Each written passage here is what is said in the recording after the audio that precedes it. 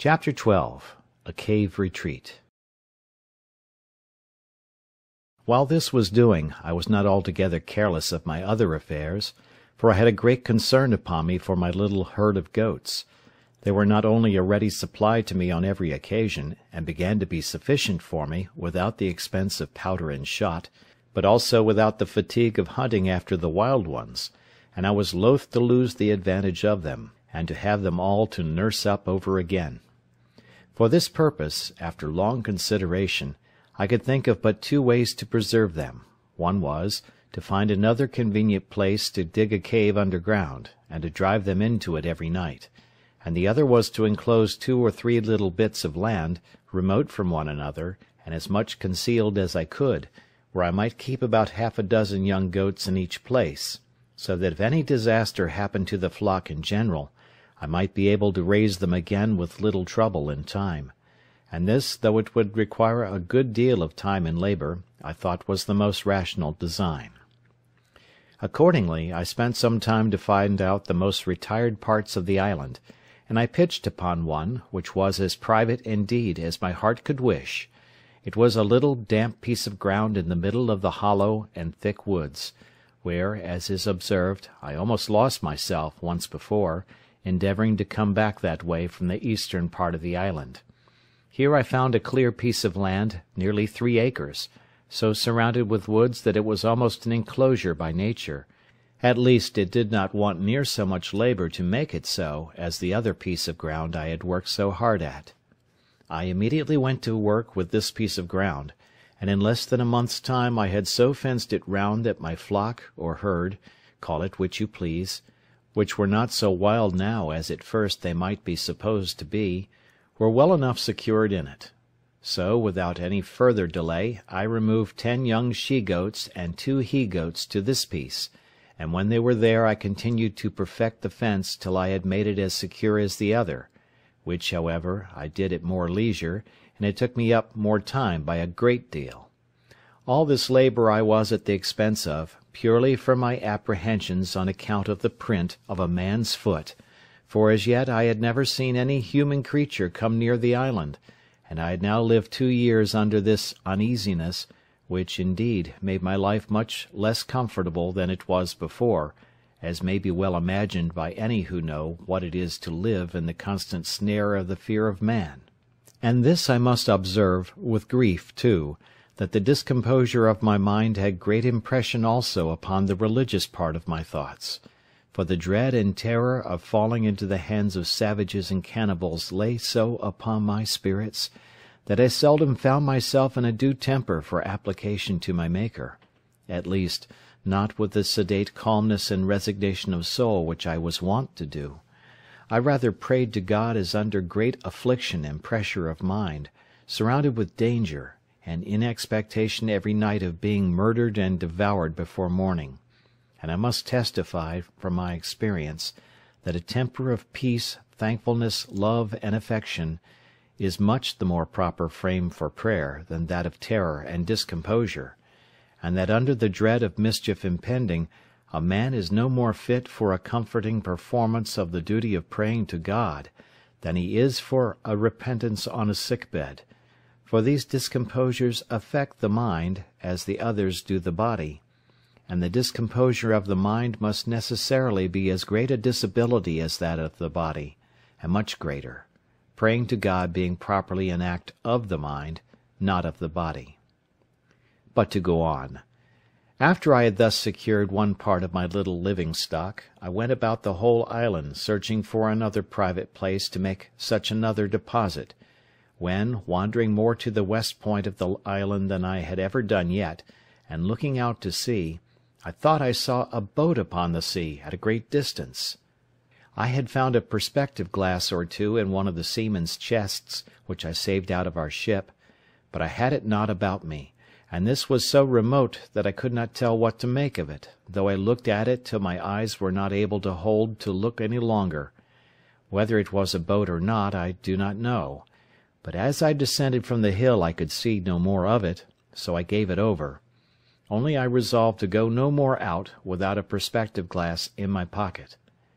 When I was come down the hill to the end of the island, where indeed I had never been before,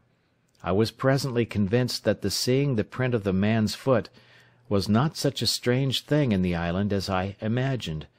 but that it was a special providence that I was cast upon the side of the island where the savages never came. I should easily have known that nothing was more frequent than for the canoes from the main, when they happened to be a little too far out at sea, to shoot over to that side of the island for harbour. Likewise, as they often met and fought in their canoes, the victors, having taken any prisoners, would bring them over to the shore, where, according to their dreadful customs, being all cannibals, they would kill and eat them, of which hereafter. When I was come down the hill to the shore, as I said above, being the southwest point of the island, I was perfectly confounded and amazed, nor is it possible for me to express the horror of my mind at seeing the shore spread with skulls, hands, feet, and other bones of human bodies, and particularly I observed a place where there had been a fire made, and a circle dug in the earth like a cockpit, where I supposed the savage wretches had sat down to their human feastings upon the bodies of their fellow creatures. I was so astonished with the sight of these things, that I entertained no notions of any danger to myself from it for a long while. All my apprehensions were buried in the thoughts of such a pitch of inhuman, hellish brutality, and the horror of the degeneracy of human nature, which, though I had heard of it often, yet I never had so near a view of before. In short, I turned away my face from the horrid spectacle, my stomach grew sick, and I was just at the point of fainting, when nature discharged the disorder from my stomach, and having vomited with uncommon violence, I was a little relieved, but could not bear to stay in the place a moment. So I got up the hill again with all the speed I could, and walked on towards my own habitation. When I came a little out of that part of the island, I stood still a while, as amazed, and then, recovering myself, I looked up with the utmost affection of my soul, and with a flood of tears in my eyes, gave God thanks, that had cast my first lot in a part of the world where I was distinguished from such dreadful creatures as these, and that, though I had esteemed my present condition very miserable, had yet given me so many comforts in it, that I had still more to give thanks for than to complain of; and this, above all, that I had, even in this miserable condition, been comforted with the knowledge of Himself, and the hope of His blessing, which was a felicity more than sufficiently equivalent to all the misery which I had suffered or could suffer. In this frame of thankfulness I went home to my castle, and began to be much easier now, as to the safety of my circumstances, than ever I was before, for I observed that these wretches never came to this island in search of what they could get, perhaps not seeking, not wanting, or not expecting anything here, and having often, no doubt, been up the covered, woody part of it without finding anything to their purpose. I knew I had been here now almost 18 years, and never saw the least footsteps of human creature there before, and I might be 18 years more as entirely concealed as I was now, if I did not discover myself to them, which I had no manner of occasion to do, it being my only business to keep myself entirely concealed where I was, unless I found a better sort of creatures than cannibals to make myself known to. Yet I entertained such an abhorrence of the savage wretches that I have been speaking of, and of the wretched, inhuman custom of their devouring and eating one another up, that I continued pensive and sad, and kept close within my own circle for almost 2 years after this. When I say my own circle, I mean by it my 3 plantations, that is, my castle, my country seat, which I called my bower, and my enclosure in the woods. Nor did I look after this for any other use than an enclosure for my goats, for the aversion which nature gave me to these hellish wretches was such, that I was as fearful of seeing them as of seeing the devil himself. I did not so much as go to look after my boat all this time, but began rather to think of making another, for I could not think of ever making any more attempts to bring the other boat round the island to me, lest I should meet with some of these creatures at sea, in which case, if I had happened to have fallen into their hands, I knew what would have been my lot. Time, however, and the satisfaction I had that I was in no danger of being discovered by these people, began to wear off my uneasiness about them, and I began to live just in the same composed manner as before, only with this difference, that I used more caution, and kept my eyes more about me than I did before, lest I should happen to be seen by any of them, and particularly I was more cautious of firing my gun, lest any of them, being on the island, should happen to hear it. It was, therefore, a very good providence to me that I had furnished myself with a tame breed of goats, and that I had no need to hunt any more about the woods or shoot at them, and if I did catch any of them after this, it was by traps and snares, as I had done before, so that for 2 years after this I believe I never fired my gun once off, though I never went out without it. And what was more, as I saved 3 pistols out of the ship, I always carried them out with me, or at least 2 of them, sticking them in my goatskin belt. I also furbished up one of the great cutlasses that I had out of the ship, and made me a belt to hang it on also, so that I was now a most formidable fellow to look at when I went abroad, if you add to the former description of myself the particular of 2 pistols and a broadsword hanging at my side in a belt, but without a scabbard. Things going on thus, as I have said, for some time, I seemed, accepting these cautions, to be reduced to my former calm, sedate way of living. All these things tended to show me more and more how far my condition was from being miserable, compared to some others, nay, to many other particulars of life, which it may have pleased God to have made my lot. It put me upon reflecting how little repining there would be among mankind, at any condition of life, if people would rather compare their condition with those that were worse, in order to be thankful,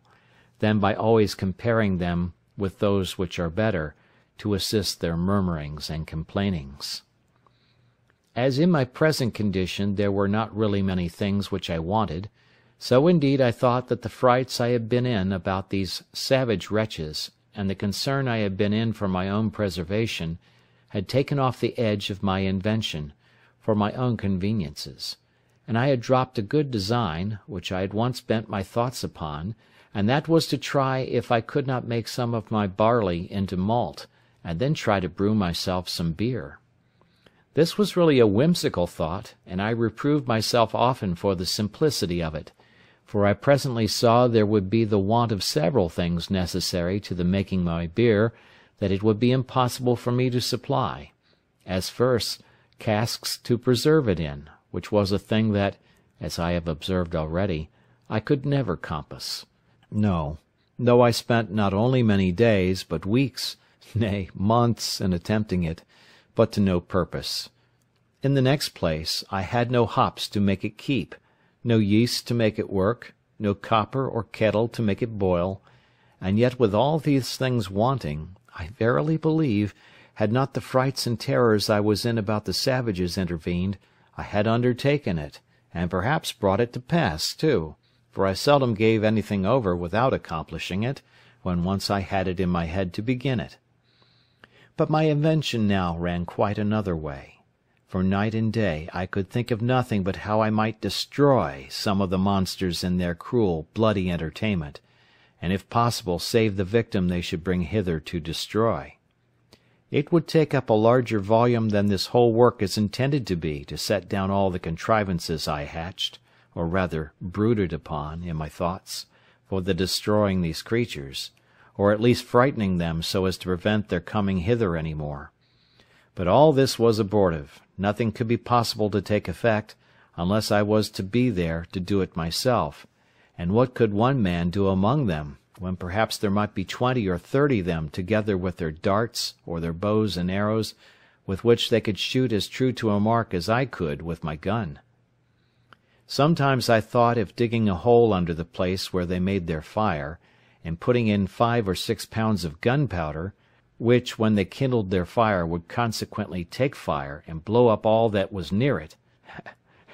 But, as in the first place I should be unwilling to waste so much powder upon them, my store being now within the quantity of 1 barrel, so neither could I be sure of its going off at any certain time, when it might surprise them, and at best that it would do little more than just blow the fire about their ears and fright them, but not sufficient to make them forsake the place. So I laid it aside, and then proposed that I would place myself in ambush in some convenient place, with my 3 guns all double loaded, and in the middle of their bloody ceremony let fly at them, when I should be sure to kill or wound perhaps 2 or 3 at every shot. And then falling in upon them with my 3 pistols and my sword, I made no doubt but that, if there were 20, I should kill them all. This fancy pleased my thoughts for some weeks, and I was so full of it that I often dreamed of it, and sometimes that I was just going to let fly at them in my sleep.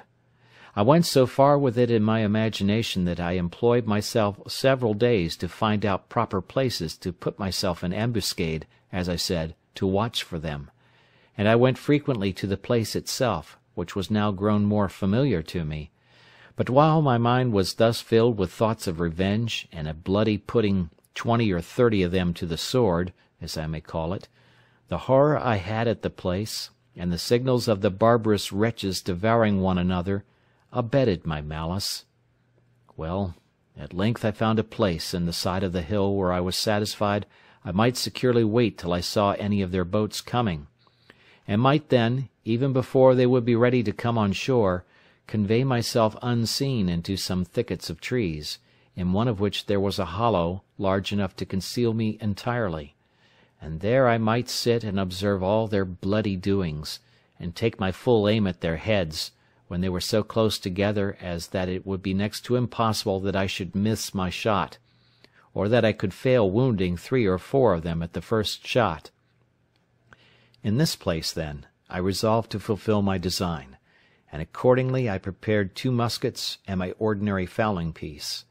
The 2 muskets I loaded with a brace of slugs each, and 4 or 5 smaller bullets, about the size of pistol bullets, and the fowling piece I loaded with near a handful of swan shot of the largest size. I also loaded my pistols with about 4 bullets each, and in this posture, well provided with ammunition for a second and third charge, I prepared myself for my expedition. After I had thus laid the scheme of my design, and in my imagination put it into practice, I continually made my tour every morning to the top of the hill, which was from my castle, as I call it, about 3 miles or more, to see if I could observe any boats upon the sea, coming near the island, or standing over towards it. But I began to tire of this hard duty, after I had for 2 or 3 months constantly kept my watch, but came always back without any discovery, there having not in all that time been the least appearance, not even on or near the shore, but on the whole ocean, so far as my eye or glass could reach every way. As long as I kept my daily tour to the hill, to look out, so long also I kept up the vigour of my design, and my spirit seemed to be all the while in a suitable frame for so outrageous an execution as the killing of 20 or 30 naked savages, for an offence which I had not at all entered into any discussion of in my thoughts, any farther than my passions were at first fired by the horror I conceived at the unnatural custom of the people of that country, who, it seems, had been suffered by Providence, in his wise disposition of the world, to have no other guide than that of their own abominable and vitiated passions, and consequently were left, and perhaps had been so for some ages, to act such horrid things, and receive such dreadful customs, as nothing but nature, entirely abandoned by heaven, and actuated by some hellish degeneracy, which could have run them into. But now, when, as I have said, I began to be weary of the fruitless excursion which I made so long and so far every morning in vain, so my opinion of the action itself began to alter, and I began, with cooler and calmer thoughts, to consider what I was going to engage in, what authority or call I had to pretend to be judge and executioner upon these men as criminals, whom heaven had thought fit for so many ages to suffer unpunished to go on, and to be, as it were, the executioners of his judgments one upon another, how far these people were offenders against me, and what right I had to engage in the quarrel of that blood which they shed promiscuously upon one another. I debated this very often with myself thus: how do I know what God himself judges in this particular case? It is certain these people do not commit this as a crime. It is not against their own consciences reproving, or their light reproaching them. They do not know it to be an offence, and then commit it in defiance of divine justice, as we do in almost all the sins we commit. They think it no more a crime to kill a captive taken in war than we do to kill an ox, or to eat human flesh than we do to eat mutton. When I considered this a little, it followed necessarily that I was certainly in the wrong, that these people were not murderers, in the sense that I had before condemned them in my thoughts, any more than those Christians were murderers who often put to death the prisoners taken in battle, or more frequently, upon many occasions, put whole troops of men to the sword, without giving quarter, though they threw down their arms and submitted. In the next place, it occurred to me that although the usage they gave one another was thus brutish and inhuman, yet it was really nothing to me. These people had done me no injury, that if they attempted, or I saw it necessary, for my own immediate preservation, to fall upon them, something might be said for it, but that I was yet out of their power, and they really had no knowledge of me, and consequently no design upon me, and therefore it could not be just for me to fall upon them, that this would justify the conduct of the Spaniards in all their barbarities practised in America, where they destroyed millions of these people, who, however they were idolaters and barbarians, and had several bloody and barbarous rites in their customs, such as sacrificing human bodies to their idols, were yet, as to the Spaniards, very innocent people, and that the rooting them out of the country is spoken of with the utmost abhorrence and detestation by even the Spaniards themselves at this time, and by all other Christian nations of Europe, as a mere butchery, a bloody and unnatural piece of cruelty, unjustifiable either to God or man, and for which the very name of a Spaniard is reckoned to be frightful and terrible to all people of humanity or of Christian compassion, as if the kingdom of Spain were particularly eminent for the produce of a race of men who were without principles of tenderness, or the common bowels of pity to the miserable, which is reckoned to be a mark of generous temper in the mind. These considerations really put me to a pause, and to a kind of a full stop, and I began by little and little to be off my design, and to conclude I had taken wrong measures in my resolution to attack the savages, and that it was not my business to meddle with them unless they first attacked me, and this it was my business, if possible, to prevent; but that, if I were discovered and attacked by them, I knew my duty. On the other hand, I argued with myself that this really was the way not to deliver myself, but entirely to ruin and destroy myself, for unless I was sure to kill every one that not only should be on shore at that time, but that should ever come on shore afterwards, if but one of them escaped to tell their country people what had happened, they would come over again by thousands to revenge the death of their fellows, and I should only bring upon myself a certain destruction, which at present I had no manner of occasion for. Upon the whole, I concluded that I ought, neither in principle nor in policy, one way or other, to concern myself in this affair, that my business was, by all means possible, to conceal myself from them, and not to leave the least sign for them to guess by that there were any living creatures upon the island, I mean of human shape. Religion joined in with this prudential resolution, and I was convinced now, many ways, that I was perfectly out of my duty when I was laying all my bloody schemes for the destruction of innocent creatures, I mean innocent as to me. As to the crimes they were guilty of towards one another, I had nothing to do with them. They were national, and I ought to leave them to the justice of God, who is the governor of nations, and knows how, by national punishments, to make a just retribution for national offences, and to bring public judgments upon those who offend in a public manner, by such ways as best please him. This appeared so clear to me now, that nothing was a greater satisfaction to me than that I had not been suffered to do a thing which I now saw so much reason to believe would have been no less a sin than that of wilful murder, if I had committed it. And I gave most humble thanks on my knees to God, that he had thus delivered me from blood-guiltiness, beseeching him to grant me the protection of his providence, that I might not fall into the hands of the barbarians, or that I might not lay my hands upon them, unless I had a more clear call from heaven to do it, in defence of my own life. In this disposition I continued for near a year after this, and so far was I from desiring an occasion for falling upon these wretches, that in all that time I never once went up the hill to see whether there were any of them in sight, or to know whether any of them had been on shore there or not, that I might not be tempted to renew any of my contrivances against them, or be provoked by any advantage that might present itself to fall upon them. Only this I did.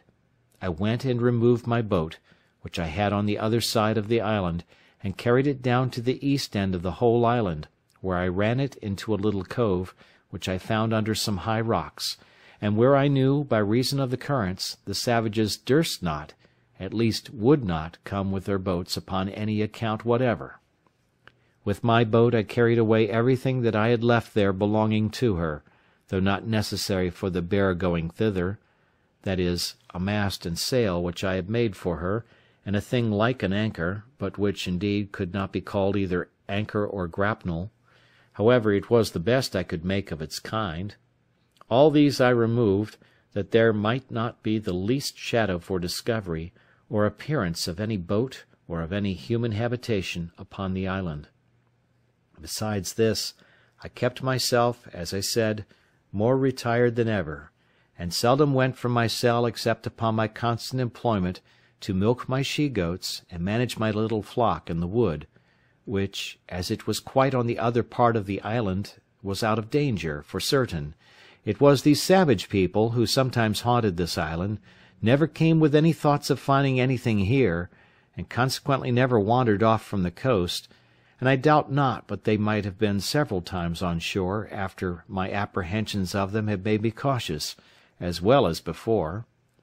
Indeed, I looked back with some horror upon the thoughts of what my condition would have been if I had chopped upon them and been discovered before that, when, naked and unarmed except with one gun, and that loaded often only with small shot, I walked everywhere, peeping and peering about the island to see what I could get. What a surprise should I have been in if, when I discovered the print of a man's foot, I had, instead of that, seen 15 or 20 savages, and found them pursuing me, and by the swiftness of their running no possibility of my escaping them. The thoughts of this sometimes sank my very soul within me, and distressed my mind so much that I could not soon recover it, to think what I should have done, and how I should not only have been unable to resist them, but even should not have had presence of mind enough to do what I might have done, much less what now, after so much consideration and preparation, I might be able to do. Indeed, after serious thinking of these things, I would be melancholy, and sometimes it would last a great while. But I resolved it all at last into thankfulness to that Providence which had delivered me from so many unseen dangers, and had kept me from those mischiefs which I could have no way been the agent in delivering myself from, because I had not the least notion of any such thing depending, or the least supposition of its being possible. This renewed a contemplation which often had come into my thoughts in former times, when first I began to see the merciful dispositions of heaven, in the dangers we run through in this life, how wonderfully we are delivered when we know nothing of it, how, when we are in a quandary, as we call it, a doubt or hesitation whether to go this way or that way, a secret hint shall direct us this way, when we intended to go that way. Nay, when sense, our own inclination, and perhaps business has called us to go the other way, yet a strange impression upon the mind, from we know not what springs, and by we know not what power, shall overrule us to go this way, and it shall afterwards appear that had we gone that way, which we should have gone, and even to our imagination ought to have gone, we should have been ruined and lost. Upon these and many like reflections, I afterwards made it a certain rule with me, that whenever I found those secret hints or pressings of mine to doing or not doing anything that presented, or going this way or that way, I never failed to obey the secret dictate, though I knew no other reason for it than such a pressure or such a hint hung upon my mind. I could give many examples of the success of this conduct in the course of my life, but more especially in the latter part of my inhabiting this unhappy island, because, besides many occasions which it is very likely I might have taken notice of, if I had seen with the same eyes that I see with now.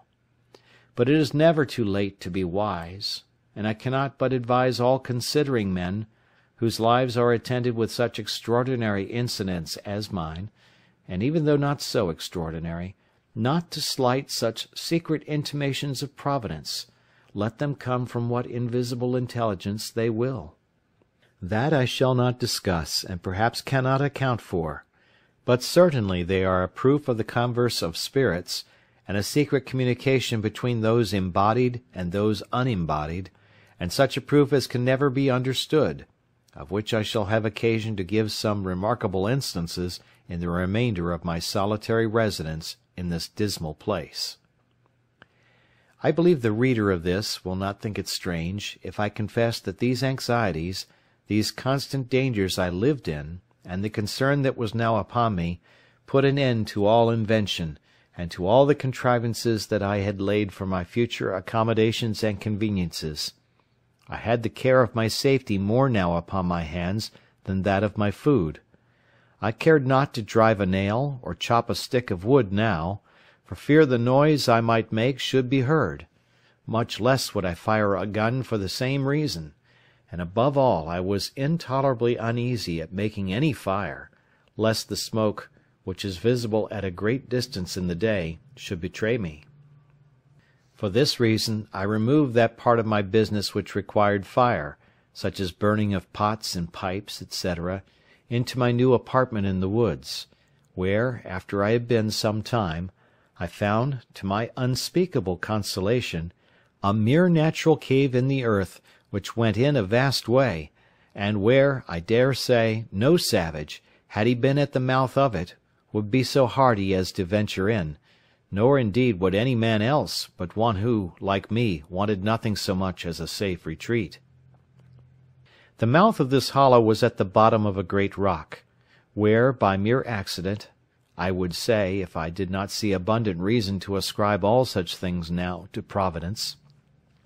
I was cutting down some thick branches of trees to make charcoal, and before I go on, I must observe the reason of my making this charcoal, which was this. I was afraid of making a smoke about my habitation, as I said before, and yet I could not live there without baking my bread, cooking my meat, etc. So I contrived to burn some wood here, as I had seen done in England, under turf, till it became chark or dry coal, and then putting the fire out, I preserved the coal to carry home, and perform the other services for which fire was wanting, without danger of smoke. But this is by the by. While I was cutting down some wood here, I perceived that, behind a very thick branch of low brushwood or underwood, there was a kind of hollow place. I was curious to look in it, and getting with difficulty into the mouth of it, I found it was pretty large, that is to say, sufficient for me to stand upright in it, and perhaps another with me. But I must confess to you that I made more haste out than I did in, when looking farther into the place, and which was perfectly dark, I saw two broad shining eyes of some creature, whether devil or man I knew not, which twinkled like two stars, the dim light from the cave's mouth shining directly in, and making the reflection. However, after some pause, I recovered myself, and began to call myself 1,000 fools, and to think that he that was afraid to see the devil was not fit to live 20 years in an island all alone, and that I might well think there was nothing in this cave that was more frightful than myself. Upon this, plucking up my courage, I took up a firebrand, and in I rushed again, with the stick flaming in my hand. I had not gone 3 steps in before I was almost as frightened as before, for I heard a very loud sigh, like that of a man in some pain, and it was followed by a broken noise, as of words half expressed, and then a deep sigh again. I stepped back, and was indeed struck with such a surprise that it put me into a cold sweat, and if I had had a hat on my head, I will not answer for it that my hair might not have lifted it off. But still plucking up my spirits as well as I could, and encouraging myself a little with considering that the power and presence of God was everywhere, and was able to protect me, I stepped forward again, and by the light of the firebrand, holding it up a little over my head, I saw lying on the ground a monstrous, frightful old he-goat, just making his will, as we say, and gasping for life, and dying indeed of mere old age. I stirred him a little to see if I could get him out, and he essayed to get up, but was not able to raise himself, and I thought with myself he might even lie there, for if he had frightened me, so he would certainly fright any of the savages, if any of them should be so hardy as to come in there while he had any life in him. I was now recovered from my surprise, and began to look round me, when I found the cave was but very small. That is to say, it might be about 12 feet over, but in no manner of shape, neither round nor square, no hands having ever been employed in making it but those of mere nature. I observed also that there was a place at the farther side of it that went in further, but was so low that it required me to creep upon my hands and knees to go into it, and whither it went I knew not. So, having no candle, I gave it over for that time, but resolved to go again the next day provided with candles and a tinder box, which I had made of the lock of one of the muskets, with some wildfire in the pan. Accordingly, the next day I came provided with 6 large candles of my own making, for I made very good candles now of goat's tallow, but was hard set for candle wick, using sometimes rags or rope yarn, and sometimes the dried rind of a weed like nettles. And going into this low place I was obliged to creep upon all fours, as I have said, almost 10 yards, which, by the way, I thought was a venture bold enough, considering that I knew not how far it might go, nor what was beyond it. When I had got through the strait, I found the roof rose higher up, I believe near 20 feet, but never was such a glorious sight seen in the island, I dare say, as it was to look round the sides and roof of this vault, or cave. The wall reflected 100,000 lights to me from my 2 candles. What it was in the rock, whether diamonds or any other precious stones, or gold which I rather supposed it to be, I knew not. The place I was in was a most delightful cavity or grotto, though perfectly dark. The floor was dry and level, and had a sort of a small loose gravel upon it, so that there was no nauseous or venomous creature to be seen, neither was there any damp or wet on the sides or roof. The only difficulty in it was the entrance, which, however, as it was a place of security, and such a retreat as I wanted, I thought was a convenience, so that I really rejoiced at the discovery, and resolved, without any delay, to bring some of those things which I was most anxious about to this place. Particularly, I resolved to bring hither my magazine of powder, and all my spare arms, that is, 2 fowling pieces, for I had 3 in all, and 3 muskets, for of them I had 8 in all. So I kept in my castle only 5, which stood ready mounted like pieces of cannon on my outmost fence, and were ready also to take out upon any expedition. Upon this occasion of removing my ammunition, I happened to open the barrel of powder which I took up out of the sea, and which had been wet, and I found that the water had penetrated about 3 or 4 inches into the powder on every side, which, caking and growing hard, had preserved the inside like a kernel in the shell, so that I had near 60 pounds of very good powder in the centre of the cask. This was a very agreeable discovery to me at that time, so I carried all away thither, never keeping above 2 or 3 pounds of powder with me in my castle, for fear of a surprise of any kind. I also carried thither all the lead I had left for bullets. I fancied myself now like one of the ancient giants who were said to live in caves and holes in the rocks, where none could come at them, for I persuaded myself, while I was here, that if 500 savages were to hunt me, they could never find me out, or if they did, they would not venture to attack me here. The old goat whom I found expiring died in the mouth of the cave the next day after I made this discovery, and I found it much easier to dig a great hole there, and throw him in and cover him with earth, than to drag him out. So I interred him there, to prevent offence to my nose.